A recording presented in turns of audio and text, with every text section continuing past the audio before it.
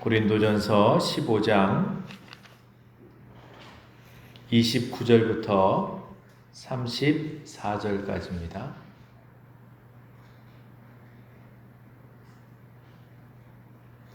찾으신 줄 알고 교독하겠습니다.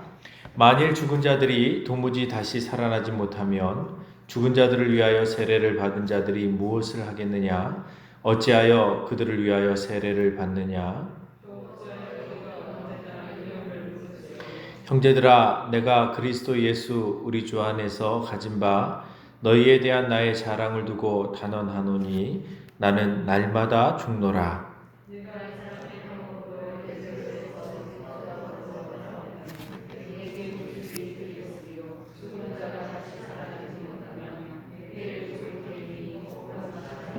속지 말라. 악한 동무들은 선한 행실을 더럽히나니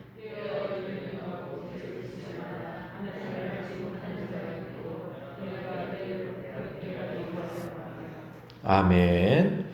할렐루야. 말씀의 은혜가 저와 여러분들에게 있기를 간절히 축원합니다. 부활에 대한 소망이라는 제목으로 말씀을 증거하겠습니다. 사도 바울이 고린도 교회에 부활에 대한 메시지를 15장 한 장에 걸쳐서 이렇게 증거를 하고 있습니다. 내용이 굉장히 깁니다. 58절까지 있는데요. 내용을 아주 길게 또 부활에 대한 이야기를 합니다. 그런데 왜 이렇게 길게 했을까요? 부활을 믿지 않는 사람들이 있었단 말이죠. 부활을 믿지 않기 때문에 부활에 대한 이야기도 하고, 그리고 부활의 과정들을 얘기하기도 하고, 그리고 부활이 어떤 의미를 갖게 되어지는지 여러 가지 많은 이야기를 이제 하게 되어집니다.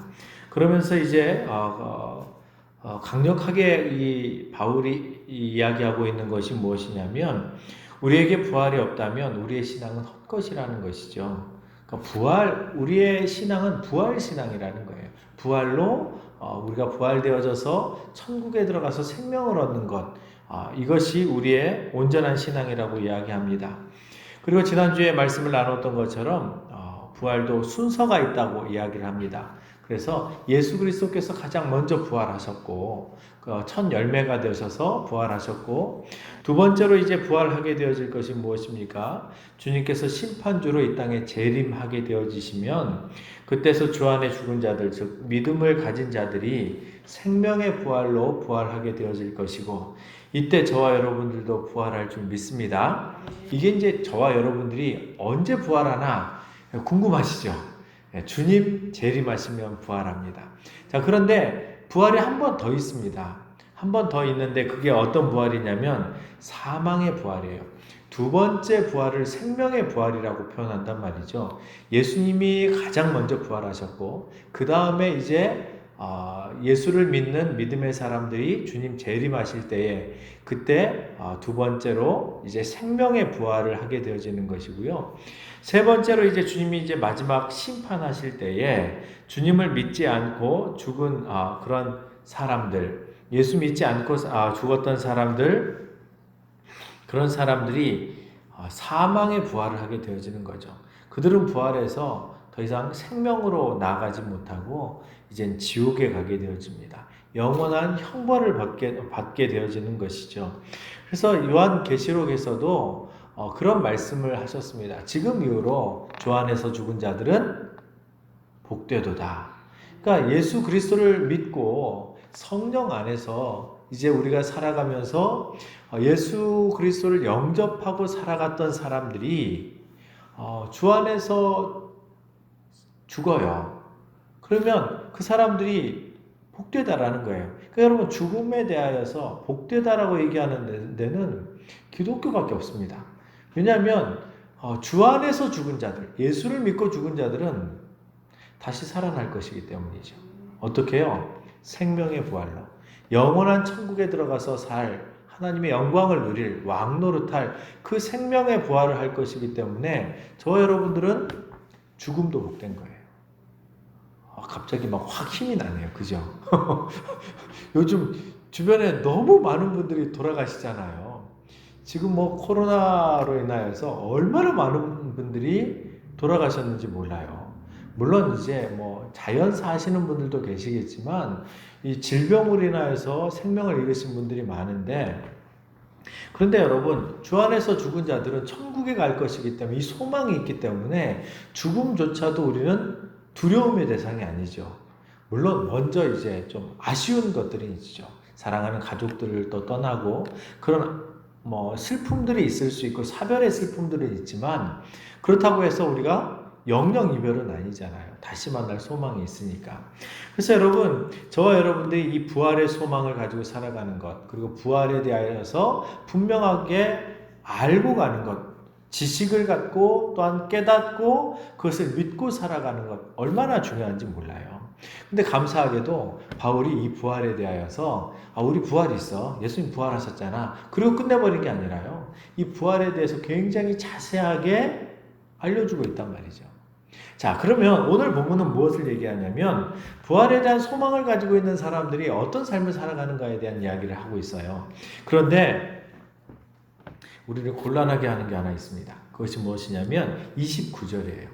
29절은 성경에서 해석하기 참 어려운 부분 중에 하나예요. 그러니까 거의 성경이 다 처음부터 끝까지 다 이렇게 일맥상 이게 다 통하는데, 이 이제 몇몇 본문들이 이 번역이 잘못되어졌는지 아니면 그때 당시에 사용되어졌던 언어를 우리가 잘못 번역했든지 잘못 이해했든지 어떤 이유인지 모르지만 한글로 번역되어지면서 또 이렇게 영어로 번역되어지면서 조금은 신학적으로 성경 전체가 얘기하고 있는 그 흐름과는 약간 다르게 이야기가 되어지는 것들이 있단 말이죠. 그러니까 29절이 좀 그런 본문 중에 하나예요. 자, 29절이 어떤 내용입니까? 만일 죽은 자들이 도무지 다시 살아나지 못하면, 다시 말하면 부활함이 없다면 죽은 자들을 위하여 세례를 받은 자들이 무엇을 하겠느냐? 어찌하여 그들을 위하여 세례를 받느냐? 이걸 문자적으로 이렇게 보면요, 어떤 의미가 되어지냐면, 학자들도 이것이 참 해석하기가 어려운 모양이에요. 저도 여러 번역본들을 제가 참고를 해봤는데요. 이게 사실은 번역하기가 정말 어려운 것 같아요. 자, 이 내용이 뭐냐면, 왜 이 본문이 난해 구절이냐면, 여러분 만약에 죄사함의 공식적인 표시로 행해지는 것이 세례죠. 그죠? 세례를 어떤 사람에게 줘요? 신앙을 고백한 사람. 그러니까 신앙을 고백한다라는 말이 어떤 의미를 가져요? 예수님이 나의 구원자십니다. 내가 죄인입니다. 예수님만이 나의 유일한 구원자시기에, 나의 모든 죄를 다 대속하셨기에 나는 그분을 나의 구원자로 영접합니다. 이걸 고백했단 말이죠. 주는 그리스도시요 살아계신 하나님의 아들이십니다. 이 표현을 개인의 다양한 언어로, 자기 언어로 고백한단 말이죠. 그 고백을 듣고 우리가 세례를 줘요. 그러면 죄 고백이 있고 자신에 대한 죄 고백이 있고 회개가 있기 때문에 거기에 대하여서 용서를 선언하는 거거든요. 왜냐하면 예수님께서 고백하면 용서하신다고 말씀하셨잖아요. 그래서 영접하는 자에게 하나님의 자녀가 되는 권세를 주셨다라고 우리가 성경이 이야기하고 있기 때문에, 하나님께서 그렇게 구원의 방도를 만들어 놓으셨기 때문에 신앙을 온전하게 고백한다라는 전제하에 그에게 세례를 준단 말이죠. 그래서 이제는 로마서 5장 이후에 있는 말씀처럼 이 세례를 통해서 당신이 그리스도와 함께 죽었고, 그리고 당신이 다시 그리스도와 함께 살아날 것이다. 이걸 선언하는 거란 말이죠. 그리고 이것이 또 외적인 어떤 의미로는 모든 사람들 앞에서, 증인들 앞에서 고백을 하는 것이기 때문에 마치 결혼식처럼 증인들이 있단 말이죠. 내가 그리스도인이 되어졌습니다. 예수님을 나의 구원자로 영접했습니다. 이런 외적인 상징성도 가지고 있단 말이죠. 그래서 모든 사람들에게 내가 그리스도인입니다 라는 것을 공식적으로 선포하는 거란 말이죠. 자, 그런데 이런 죄사함의 공식적인 표시로 행해지는 세례가 타인에 의해서 대신 만약에 치러진다면, 하나님과 죄인 당사자 사이에 개인적인 만남에서 해결되어져야 될 이 죄사함의 문제가 타인의 노력에 의해서도 해결될 수 있다라는 그러한 논리가 성립이 되어지잖아요. 그래서 여러분 이 본문을 잘못 해석해가지고 조금 어떤 사람들은 이제 연옥설, 그래서 내가 공덕을 쌓으면 내가 동전이 헌금함에 딱 떨어지면 내가 누구를 위해서 헌금을 하면 그 헌금이 땡그랑 소리가 나는 그 즉시로 연옥에 있었던 우리 뭐 조상이라든지 누가 천국에 들어간다, 이런 이상한 논리까지 연결이 되어지는 거예요. 그러다 보니 이 본문이 성경이 그런 이야기들을 주구장창 얘기를 했다면, 다른 부분에서도 계속 얘기했다면 이 부분은 우리가 그런가 보다, 대신 세례를 받아줘도 되나 보네, 이런 생각을 하겠지만 성경은 다른 데서는 한 번도 그런 얘기를 한 적이 없어요. 그래서 이 본문을 해석하는 데 있어서 학자들이 굉장히 많은 이제 상징적으로도 해석을 해보고 하는데, 사실은 저는 이렇게 봐요. 저는 난해 구절이기 때문에 사실 이 본문을 어느 누구도 완벽하게 해석한 사람은 없고요. 저도 요즘에 그 인터넷에 나오는 사람들, 요즘 사람들 얘기처럼 뇌피셜일 수 있는 거죠. 저도 추측하는 거거든요. 성경에 어떤 그런 흔적들이 없으니까, 그리고 학자들이 그런 이야기를 한 것이 없기 때문에, 다만 당시 문화적인 어떤 이런 정서라든지, 저도 이제 성경을 연구하면서 보다 보니까 어떤 추측이 가능하냐면, 여러분 이것은 꼭 그렇다라는 얘기는 아닙니다. 왜냐하면 이런 의미이지 않을까라고 이제 그냥 해석을 한번 해보는 거예요. 그런데 이것이 틀릴 수도 있어요.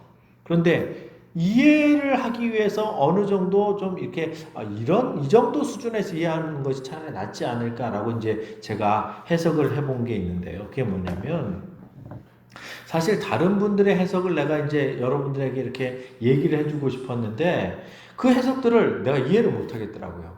어떤 것들은 너무 이렇게 좀 이렇게 논리적 비약이 크고, 그래서 한 30가지 이상의 해석이 있어요. 왜냐면 모르니까. 학자들도 모르니까 막 해석이, 저도 이제 그 중에 하나일 수도 있는데, 저는 어떻게 생각을 했냐면요. 여러분, 초대교회 상황들을 바라보면 이제 이런 해석이 가능하다 싶어요. 여러분, 당시 부활을 믿지 않는 사람들이 있었죠. 그렇죠. 근데 예수님 부활하셨잖아요. 그러면 항상 양극단이 존재하겠죠. 부활을 인정하지 않는 사람, 사두개인 같은 사람들, 부활을 인정하지 않아요. 그런데 부활을 인정하지만 또 지나치게 극단적으로 부활을 신봉하는 사람들도 있을 수 있잖아요. 그러니까 여러분, 항상 어떤 진리가 너무 지나치게 한쪽으로 몰려가면 항상 문제가 되어지는 거거든요. 그래서 너무 지나치게 부활을 믿는 사람들이 있었을 가능성이 있어요.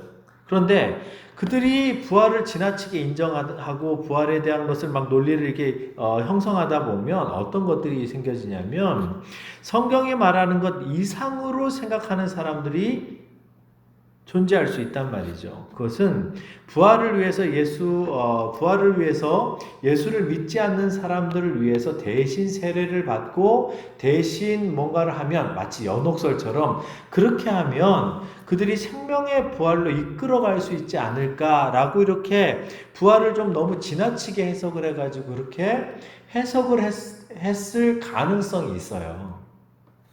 그런 사람들이 존재했을 가능성이 있단 말이죠. 그래서 바울이 부활에 대한 이야기를 하다가 심지어는 이런 사람들도 있다.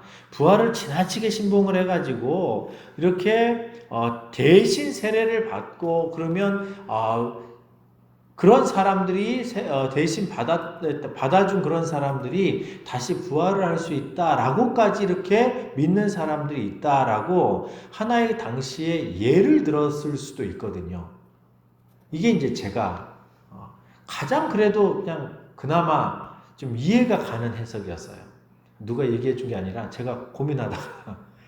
근데 여러분, 어쨌든 이 본문은 이해가 좀 이렇게 우리가 쉽게 이해하기는 어렵습니다. 왜냐하면 다른 어떤 그런 자료들이 있는 것이 아니기 때문에 그 정도로 여러분들이 좀 이해하면 좋겠다라고 생각이 되어져요. 왜냐하면 이걸 또 지나치게 막 이거 반드시 풀어야지 그러다 보면 사실은 이제 여러분들 학자가 되시든지 아니면 잘못하면 이 부분을 가지고 또 막 엉뚱하게 또 막 이렇게 이것저것 해석하다가 너무 필요 이상의 자리로 나아갈 수 있기 때문입니다.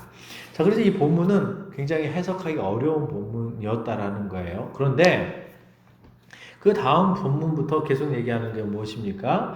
그런 이제 부활에 대한 이야기를 계속하면서 또 어찌하여 우리가 언제나 위협을 무릅쓰리요. 만약에 부활이 없다면 첫 번째는 뭐예요? 심지어 죽은 자들을 위해서 대신 세례를 받아주는 이런 사람들도 있는데 부활이 없다면 얼마나 웃기겠냐. 그 정도 수준으로 그냥 이렇게 이해하면 될 것 같다라는 거예요. 그러면서 두 번째로 얘기한 게 뭐였냐면, 그러면 어찌하여 우리가 언제나 위험을 무릅쓰겠냐? 부활이 없다면 왜 고난을 감당할 수 있겠냐? 부활이 있기 때문에 사람들이 예수를 믿으면서 그 고난을 감당하는 것 아니겠느냐라고 얘기하는 거죠. 그렇죠, 여러분. 실제로 그렇습니다. 우리가 그리스도를 향한 뜨거운 열정으로 복음을 증거하지요. 막 헌신을 하게 되어집니다. 그런데 그렇게 복음을 증거하면서 살아가는데 저와 여러분들도 예수 믿으면서 복음을 증거하면서 수없이 많은 고난을 당하잖아요. 예수님 때문에 당하는 고난들이 있죠. 요즘에도 우리가 당하는 어떤 이야기들 중에 하나가 그런 거잖아요. 예수 믿기 때문에 사람들이 이 코로나 이 시기에 왜 쟤네들은 아직까지 예배를 드리는 거야? 이때는 말이지 이 국가 정부의 시책을 따라줘야 되지 않아? 불신자들 그렇게 얘기하거든요. 제가 여러분 정말 자존심 상하는 게 있었어요. 왜냐하면 연예인인데요. 본인이 이제 나름대로 요즘 연예인들은 무조건 얘기하면 다 기사로 나오대요. 그 연예인들의 영향력이 어마어마해요. 그분들의 얘기는 내가 처음 들어보는 사람인데도 불구하고 연예 활동을 한다라는 그 이유 하나만으로 기사가 나더라고요. 근데 그 사람들 하는 얘기가 뭐냐면 기독교를 조롱해요. 우리에게 있어서는 예배를 드리는 것이 생명과 같은데, 죄송한 얘기지만 사실은 여러분, 우리가 국가적인 어떤 여러 가지 우리가 다른 사람들에게 피해를 줄까봐 우리가 절제는 하지만, 만약에 우리가 이 공동체 안에서만 계속해가지고 나름대로 어떤 섹터를 만들어가지고 우리가 더 이상 밖으로 안 나가고 우리가 그 섹터 안에 있었으면 우리는 전염병이 돌아도 우리는 예배를 드렸을 거예요. 여기에 확진자가 있어도 예배를 드렸을 거예요. 왜요? 실제로 루터가 그랬거든요. 루터가 전염병이 한번 돌 때요.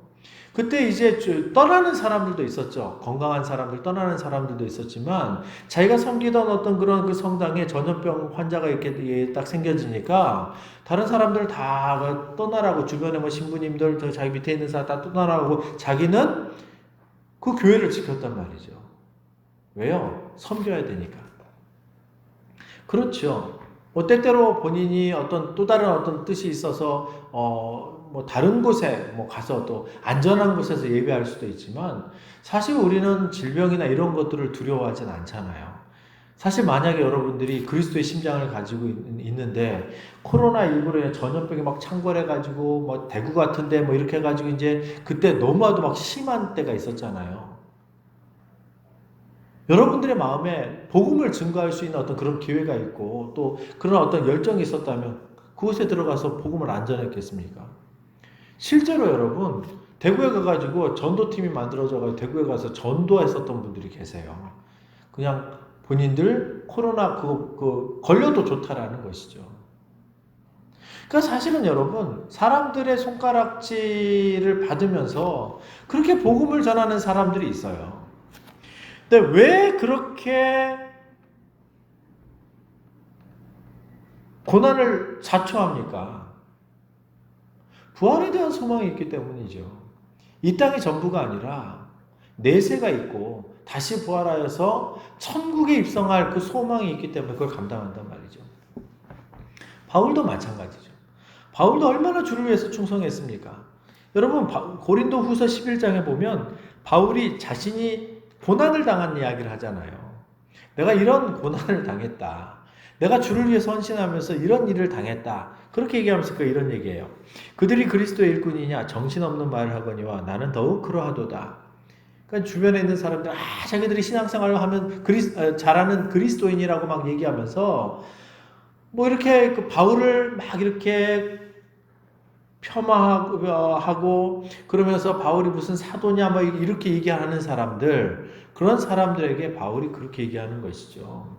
그들이 그리스도 일꾼이냐?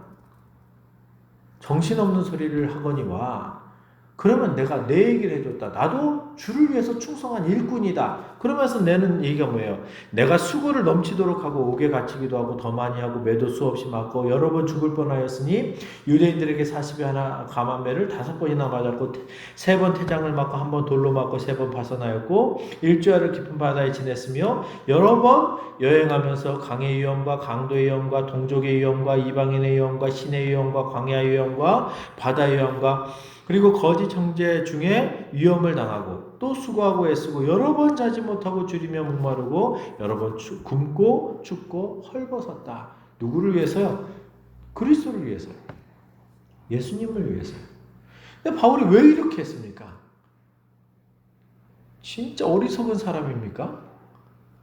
아니 예수님이 도대체 누구길래 그분을 위해서 그 복음 전하다가 두들겨 맞고 죽을 뻔하고 요즘 만약 이렇게 하면 미친 사람 소리 듣죠. 아마도 아마 교회를 다니는 사람들도 신앙생활 하는 사람들도 아마 그렇게 손가락질하는 사람이 있을 거예요. 꼭 저렇게 예수를 믿어야 되나? 그렇잖아요. 실제로 그런 얘기를 듣는 사람들 많잖아요. 그런데 왜 그렇게까지 헌신을 하고 미친 사람 소리를 들어가면서 고난을 당하면서 굶어가면서 그리고 두들겨 맞아가면서 복음을 전합니까? 부활에 대한 소망이 있기 때문에. 내가 주를 위해서 이렇게 헌신하고 충성하고 내가 죽더라도 돌에 맞아서 죽더라도 내가 다시 주님 오시면 눈 뜰 때 나는 생명의 부활로 부활해.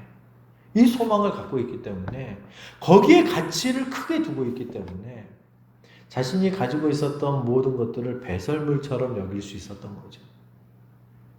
여러분 이런 신앙이 이 시대에 너무나도 그리운 거예요. 어떤 면에서는 우리는 너무 이 시대를 살아가는 이 현실에 너무 집중이 되어지다 보니까 내가 구원을 받고 내가 해야 될 그리스도께서 내게 맡겨주신 그 사명에 대하여서 너무 좀 이렇게 쉽게 생각하고 별거 아닌 것처럼 생각하고 그리고 이 땅에서 살아가는 삶이 가장 중요한 것이다라고 생각하면서 살아가는 것 같단 말이죠. 바울에게 있어서 만약에 자신의 그런 삶이 중요했다면 복음을 좀 대충 전했겠죠. 좀 시간이 남으면. 근데 바울이 그렇게 자신의 모든 것들을 헌신할 수 있었던 것은 왜 그렇습니까? 잠시 후면 누릴 영광을 바라봤기 때문이죠. 이 땅의 삶이 전부가 아니다라는 것을 알았기 때문이죠. 그래서 여러분 천국에 가면 제가 아직 천국을 제가 안 들어가 봐가지고요. 아직 안 갔다 와 봐가지고 정확하게 이렇다라고 얘기하기는 어렵지만 간증하시는 분들의 이야기를 들어보면 어떤 사람들에게 하나님께서 칭찬하시고 그들에게 상급을 주시는가? 어떤 사람들을 주님께서 그들을 가치롭다라고 너 수고했다라고 말씀하시는가? 뭐 성경과 또 이렇게 나름대로 간증들을 들어보면 뭐 입신을 했다거나 좀 납득이 되어져서 사실은 제가 이렇게 말씀을 드릴 수 있는데요. 순교하신 분들, 그러니까 주를 위해서 목숨을 내버린 사람들, 이런 분들 주님께서 수고했다라고 기억해 주시는 것 같아요. 그리고 생명을 살리기 위해서 전도하면서 수없이 많은 사람들에게 복음을 증거했었던 사람들, 이런 사람들 하나님께서 칭찬하시는 것 같아요. 뿐만 아니라 이 땅에서 하나님의 당신의 백성들을 돌본 사람들, 가난하고 어려운 사람들, 이게 성경의 가장 기본 골자잖아요. 그러니까 하나님의 나라에서 복음을 증거하면서 살아가다가 정말 예수 믿으면서 어렵고 힘든 사람들을 돌보고 가난하고 어렵고 약한 자들을 돌봤던 사람들, 이런 분들이 천국에서 칭찬을 받으시더라는 거죠. 그러니까 어떤 사람들이 천국에 갔을 때 나 너 몰라 라고 이렇게 하나님께서 말씀하시나요? 분명히 교회를 다녀서 뭔가 봉사를 한 것 같은데 자기 영광을 위해서 살아갔던 사람, 주님께서 난 너 도무지 모르겠다 라고 말씀을 하시더라고요. 예수 그리스도의 이름으로 병도 고쳤어요. 대단하지 않습니까? 예수 그리스도의 이름으로 수없이 많은 보여지기 위해서, 보여지는 것으로 보면 정말 탁월한 사역들을 했어요. 그런데 그 마음에 정말 하나님을 향한 마음과 천국에 대한 소망과 이런 믿음으로 한 것이 아니라 자신의 영광을 위해서 한 사람. 나 너 모른다라고 말씀하시더라고요. 성경에 보니까요. 그러니까 여러분, 저와 여러분들이 어떤 삶을 살아가야 되느냐? 여러분, 천국을 소망하면서 정말 내세 가치를 인정하면서 이 땅의 것을 헌신하고 희생하며 하나님 앞에 영광을 돌리면서 살아갈 수 있는 사람, 이런 사람이 하나님 보시기에 합당한 사람들이라는 거죠. 그렇습니다, 여러분. 부활에 대한 소망을 가지고 있는 사람, 그런 사람들은 이 땅의 고난을 감당할 담대함을 얻게 되는 거죠. 그러니 여러분, 성 프란시스 같은 사람들, 박보영 목사님 같은 분들, 자신의 모든 재산을 다 팔아서 가난한 자들에게 다 나눠주는 거죠. 아이고, 아까워라. 여러분, 순간 아깝다라는 생각이 들지 않습니까? 내 것도 아닌데. 그게 여러분, 문득 이 시대를 살아가고 있는 우리 마음에 가지고 있는 기본적인 마음이 아닐까라는 생각이 들어요. 사실 여러분, 정말 하나님의 나라를 생각하면서 살아가는 사람들은 날마다 고민하거든요. 어떻게 하면 하나님 보시기에 합당한 삶을 살까? 말씀 때문에 고민하거든요. 정말 천국에 가면 주님이 칭찬하실까? 혹시라도 내가 하나님 앞에 바르게 살지 못해서 내가 야단맞지는 않을까?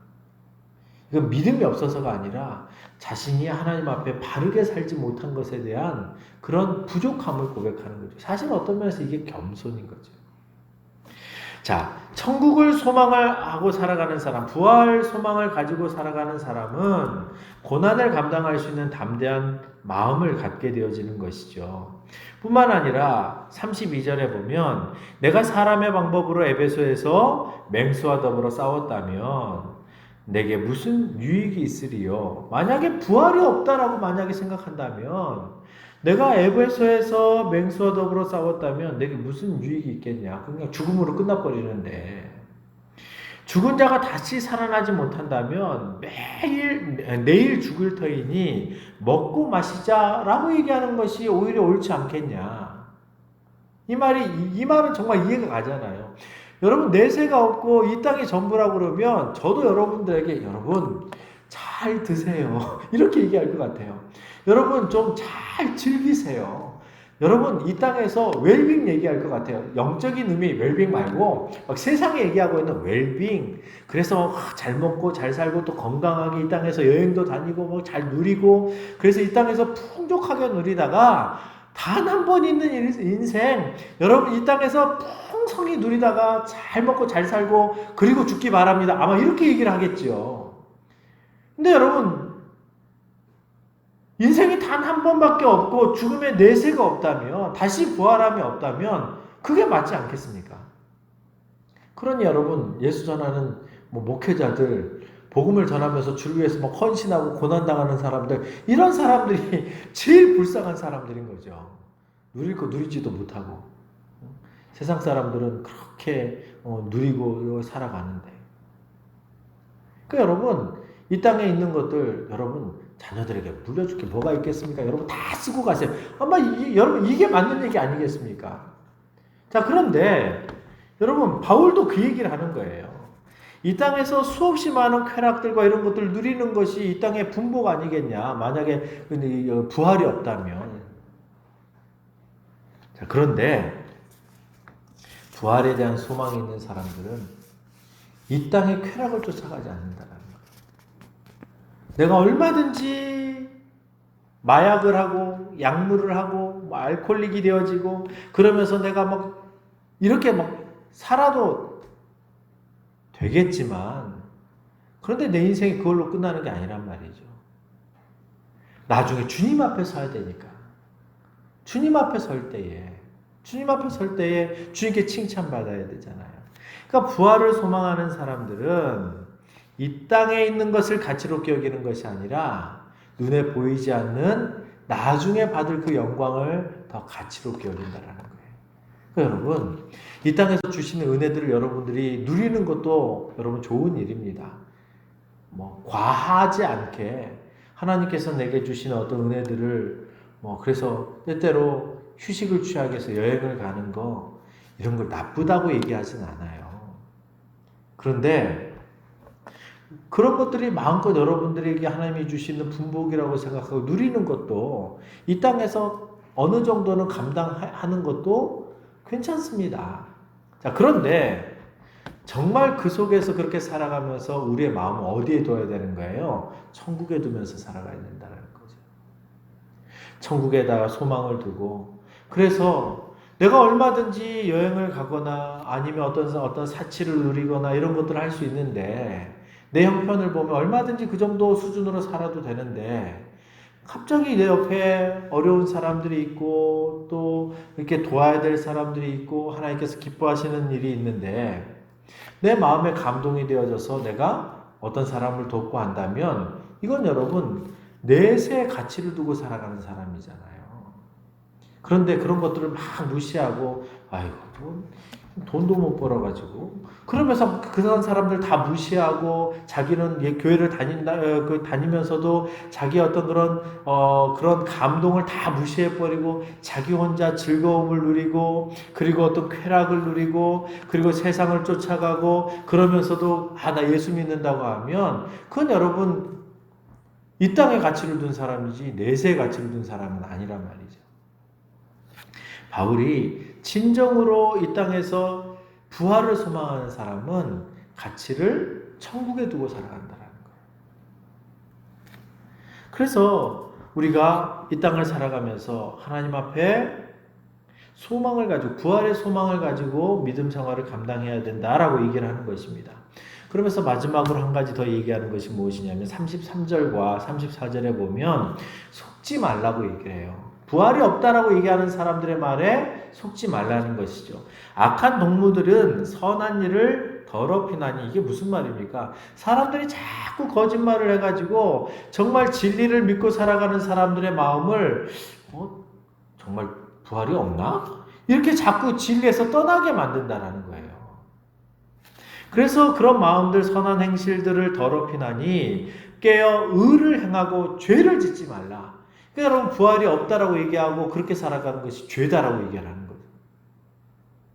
죄를 짓지 말라. 하나님을 알지 못하는 자가 있기로 내가 너희를 부끄럽게 하게 하여 말하노라. 무슨 말입니까? 부활이 없다라고 주장하는 사람들이 있기로 내가 그 사람들 부끄럽게 하기 위해서 내가 이것을 여러분들에게 가르칩니다. 라고 바울이 이야기를 한 거란 말이죠.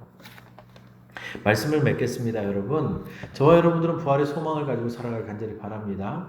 이 땅에서 쾌락 즐기고 이 땅에서 모든 것을 누리면서 살아야 된다라고 얘기하는 것, 여러분 그 거짓말에 속지 마십시오.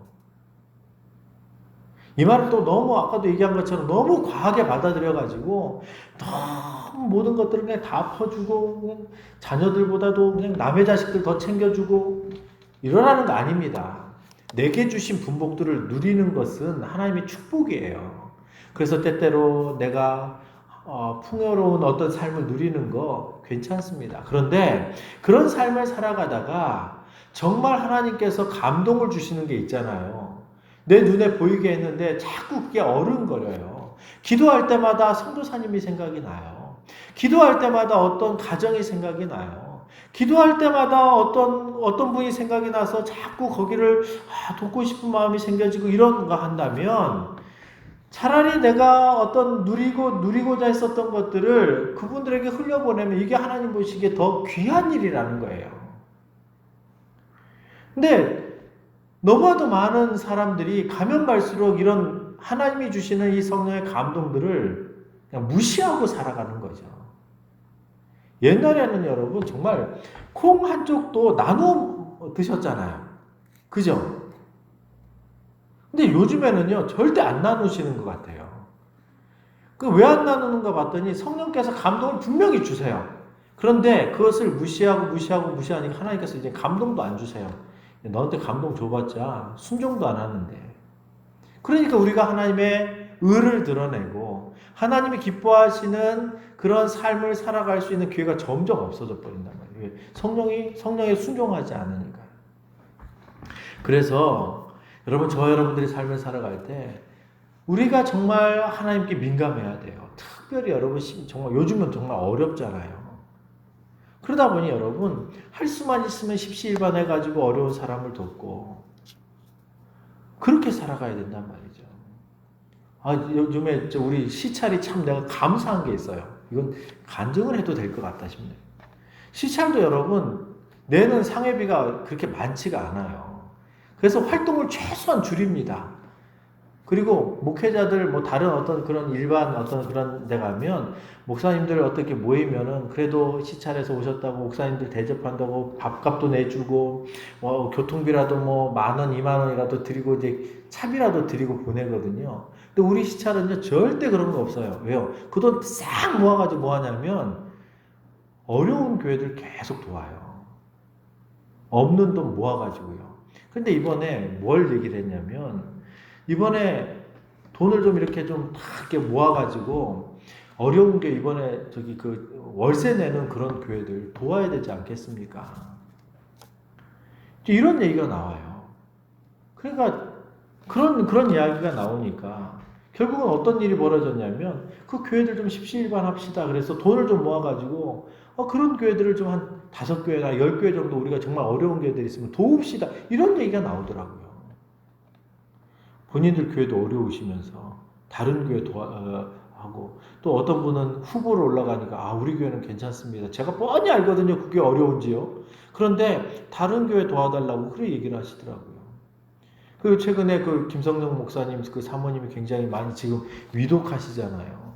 그러니까 그 대본에 나오는 이야기가 우리도 이제 그런 일이 있었었지만 우리 서송자 사모님 투병하실 때 사실은 시찰에서 십시일반 해가지고 헌금을 했단 말이죠. 이번에도 하니까 대본에 그 얘기가 나오더라고요. 근데 여러분 그런 것들은 그리스도인으로서 참 잘한다라는 생각이 들어지는 거예요. 목회자가 뭐 있어서 뭐 그런 게 아니라 어쨌든 그런 마음을 갖는다라는 것이 참 중요한 마음이라고 생각이 되어져요. 그러므로 저와 여러분들 이 땅을 살아가면서 여러분 이 땅에만 소망을 두고 살아가지 마십시오. 예수를 믿으면 진짜 우리는 천국 소망 두고 살아가야 된단 말이죠.